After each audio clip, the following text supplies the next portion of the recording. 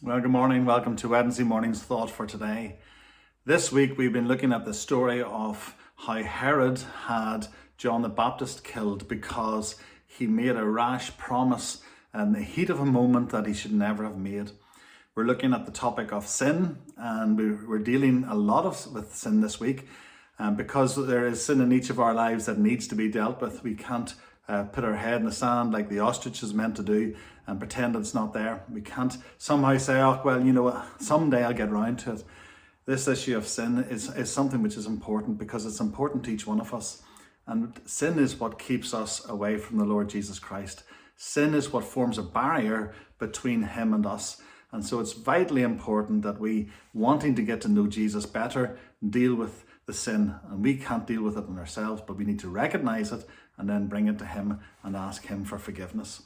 Okay, we're not pretending in any way that any one of us is free from sin, because we know it's something that Adam and Eve brought into the world, and it's been with everyone. Even the best person we've ever known has had sin in their lives, because we know that no one was ever sinless apart from Jesus himself.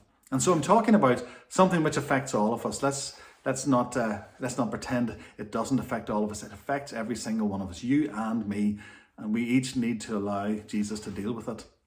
We thought yesterday about the whole issue of the cost of sin, or the price of sin, and how sin will, as I said, clear you out. Sin will take everything you have. Sin will take all that you've built up, everything that you think is precious, and Satan will take it from you through the action of sin. Because let's not pretend that we don't know who's behind all this. Satan is behind this. Satan knows your weak points. Satan knows your triggers. Satan knows what is costly to you. Satan knows where you place value in this life. And because he knows, he will go after those areas. And so we need to be sure that we know who we're dealing with. It's not sin itself. Sin is not some sort of abstract force. Sin is the result of allowing temptation into our lives, because we allow ourselves to give in to temptation.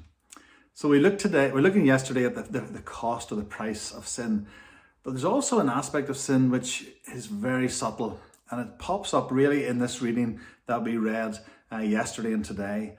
The reading this morning really is where Herod has vowed to Herodias' daughter that he will give her up to half his kingdom. Now, that wasn't his to give, but he's basically saying, this is how much I will give you. Ask me whatever you want. And that's a big boast to make in front of all these men who are listening to him. And they must have thought, wow, what a man Herod is to do that. And she then hears this, and what happens is very interesting, because this daughter, then we read in verse 24, and she went out and said to her mother, what should I ask? And she said, the head of John the Baptist. Incredibly chilling when you read that account. The mother knew what she was after. She knew if she would get Herod in the right time, in the right place, she could go in for the kill. She could get the thing that she knew he didn't want to give up on, but also the thing that was spoiling this marriage, spoiling this relationship, spoiling her chance to be somebody important. John the Baptist was speaking against this relationship, and yet she knew that the only way this would ever be silenced is if John the Baptist was silenced. And so the daughter, not knowing quite what to do, or maybe the mother said to her, whatever Herod says to you, don't say anything to him, but come back to me and I'll tell you what to say.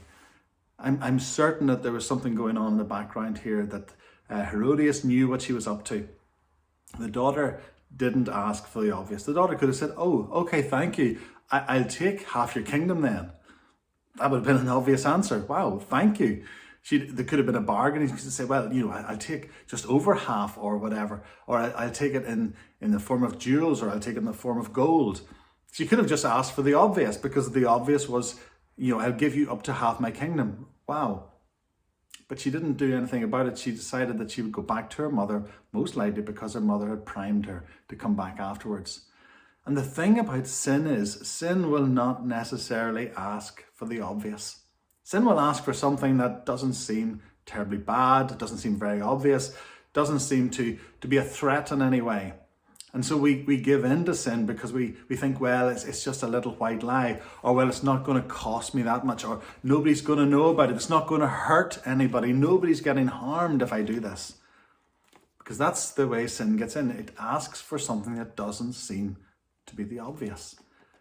And then we realize later that all it was simply opening the door to something far more obvious, something far more brutal, something far more serious, something far more devastating. And so be careful with sin. Be careful with the temptations that come your way. Be careful saying to yourself, well, it's not going to matter. It's only asking for this. It'll only do this. It'll only do that. It's not going to hurt anybody. It will ask for something that doesn't seem very serious, but it will come in and it will show you its true self once you've let it in. Be careful with sin. We are all guilty of it, but Jesus can forgive us. Jesus can give us a way out in the middle of temptation. We thought about that on Sunday as well. Herod got himself in a real mess. He gave the opportunity for her to ask for anything she wanted, but what she came back giving the answer to him, John the Baptist's head, was a price that devastated him, deeply, deeply troubled him. And sin will do that. Deal with sin by coming to Christ, admitting it to him and asking for his forgiveness, but also his help to stand against that sin. We need to do that because each one of us has sin in our lives. But thanks be to God that he's prepared to deal with it. See you again tomorrow. God bless.